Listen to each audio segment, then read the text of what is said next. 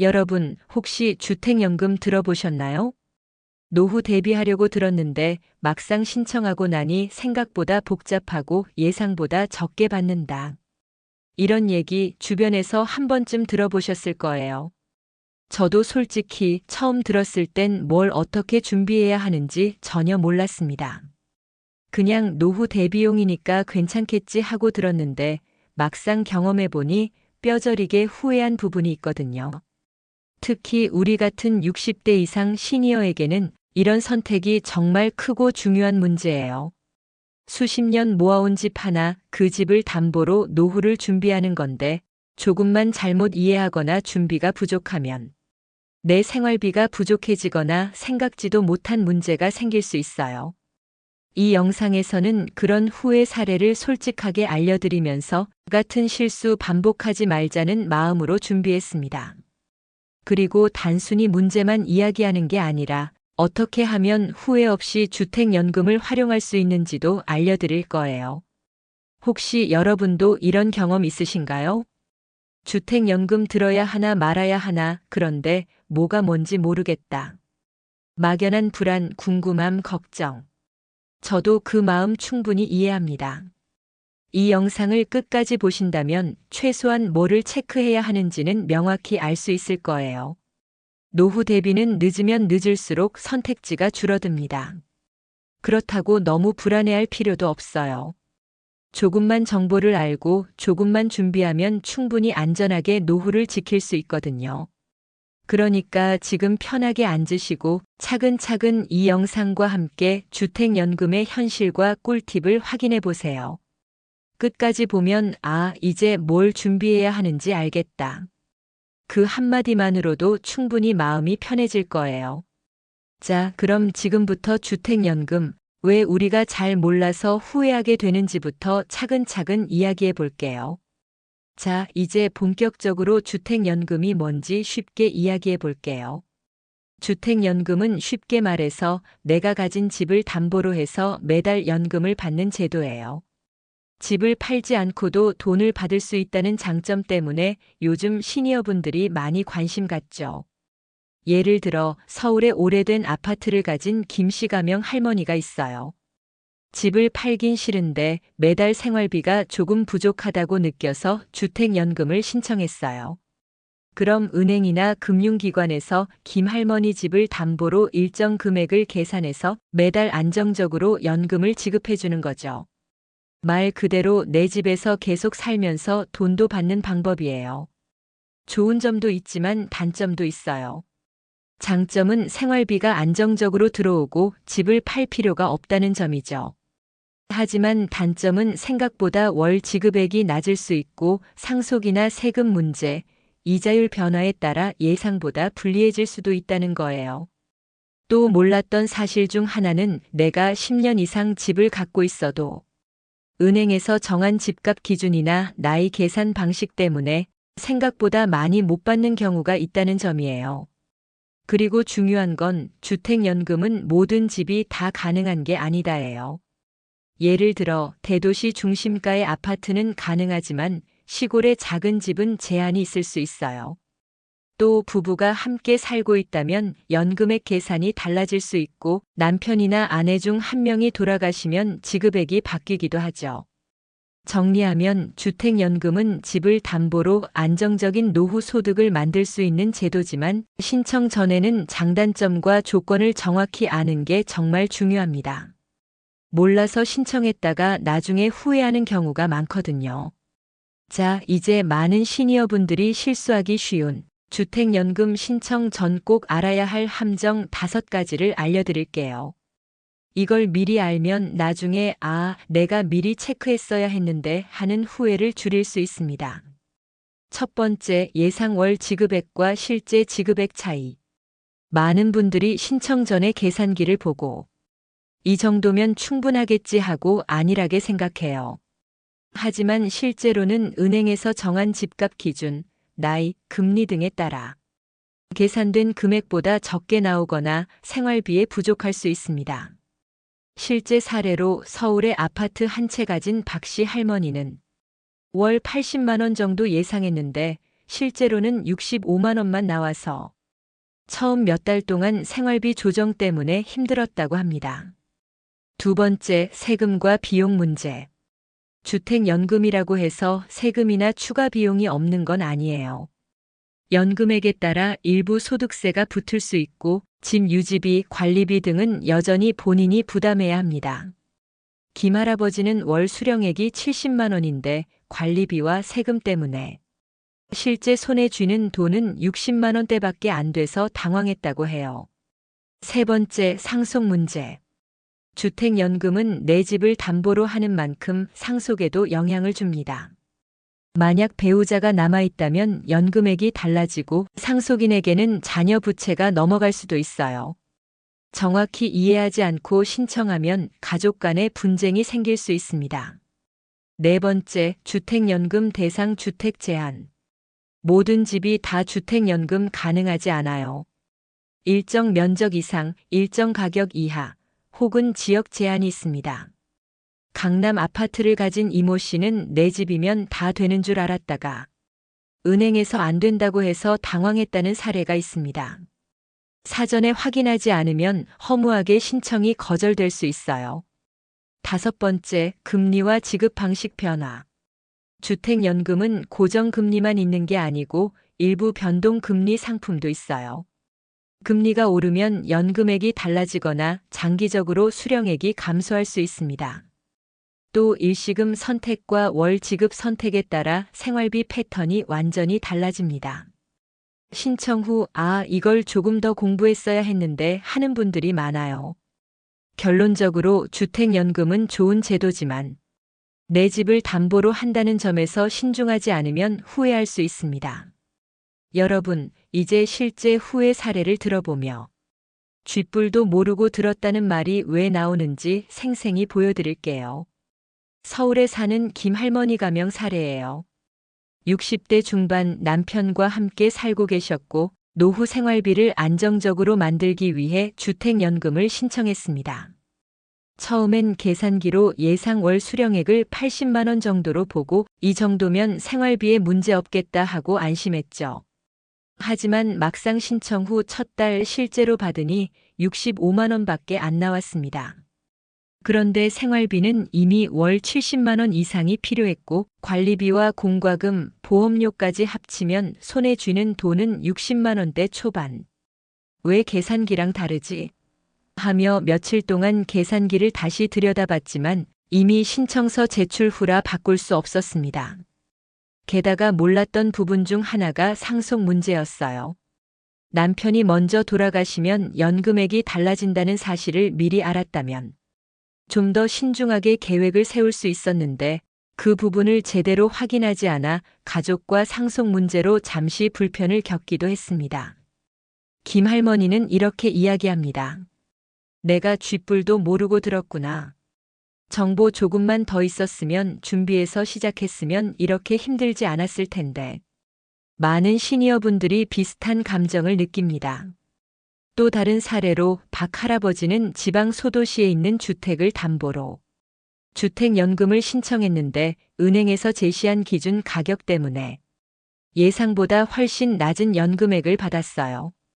결국 생활비를 맞추기 위해 기존 저축을 더 깎았어야 했습니다.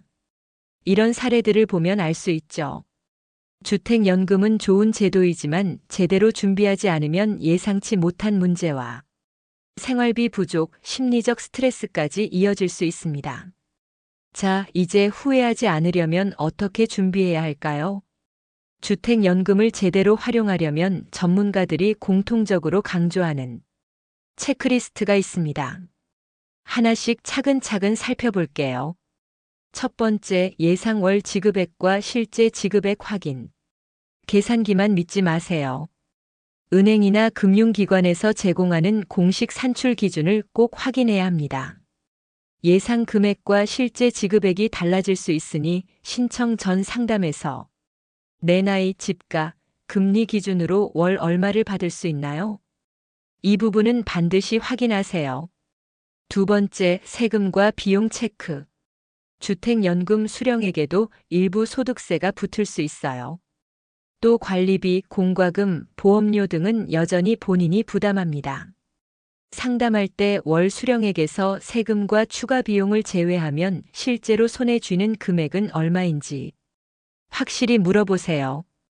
이 부분을 간과하면 예상보다 생활비가 부족해 곤란해질 수 있습니다. 세 번째, 상속과 배우자 관련 사항. 주택연금은 부부가 함께 살 경우 배우자 생존 여부에 따라 연금액이 달라질 수 있어요. 상속인에게 남는 금액, 부채 발생 가능성, 배우자 사망 시 지급액 변화 등 모든 시나리오를 상담 시 반드시 확인하세요. 이 부분은 가족과 꼭 상의하고 문서로 확인하세요. 네 번째, 금리와 지급 방식 이해. 주택연금은 고정금리 상품과 변동금리 상품이 있습니다. 금리가 오르면 연금액이 줄어들 수 있다는 점, 또 일시금과 월 지급 선택에 따른 장단점을 이해하는 것이 중요해요. 상담 시 내 상황에 맞는 지급 방식을 추천해 주세요 하고 물어보세요. 다섯 번째, 주택 조건 확인. 모든 집이 주택연금 대상이 아니에요. 지역, 면적, 집값 기준을 반드시 확인하고 은행에서 요구하는 서류와 절차를 정확히 체크하세요. 미리 준비하지 않으면 신청 자체가 거절될 수도 있습니다. 여섯 번째, 생활비 계획과 연계. 주택연금으로만 생활비를 충당할 수 있는지, 기타 저축이나 연금과 어떻게 조합할 수 있는지 미리 계획하세요. 월 얼마를 확보해야 편안하게 생활할 수 있는지. 상담 시 시뮬레이션까지 요청하면 좋습니다. 마지막으로 행동 유도 포인트입니다. 모든 조건과 금액을 확인한 뒤에 서명하세요. 서류에 서명하기 전 이해되지 않는 부분은 반드시 질문하고 모르는 건 넘기지 마세요. 후회 없는 주택연금은 정보 확인과 준비에서 시작됩니다. 이 체크리스트만 잘 활용해도 김할머니나 박할아버지처럼 쥐뿔도 모르고 들었다 하는 상황을 막을 수 있습니다. 주택연금만으로 노후 대비가 충분하지 않을 수 있다는 사실 이미 느끼신 분들이 많아요. 그래서 이번에는 주택연금을 보완할 수 있는 방법과 다른 노후 대비 전략을 시니어 눈높이에 맞춰 쉽게 알려드릴게요. 먼저 재무 설계입니다. 월 수령액이 예상보다 적게 나올 때 기존 저축이나 예금과 어떻게 조합할지 계획을 세우는 것이 중요해요. 예를 들어 주택연금으로 기본 생활비를 확보하고 기존 적금이나 보험에서 나오는 금액으로 여유 생활비를 만드는 방식이죠. 간단한 표를 만들어 월 생활비와 연금, 기타 수입을 비교해 보는 것만으로도 안정감이 크게 달라집니다. 다음은 다른 금융 상품 활용입니다. 연금저축, 개인연금, 변액연금 등 다양한 상품이 있어요. 주택연금과 함께 활용하면 월 생활비를 보충하고 갑작스런 의료비나 생활비 지출에도 대응할 수 있습니다. 특히 개인연금은 수령 시기를 조절할 수 있어서 주택연금 시작 전후로 자연스럽게 연결할 수 있어요. 세 번째는 정부 지원금과 혜택입니다.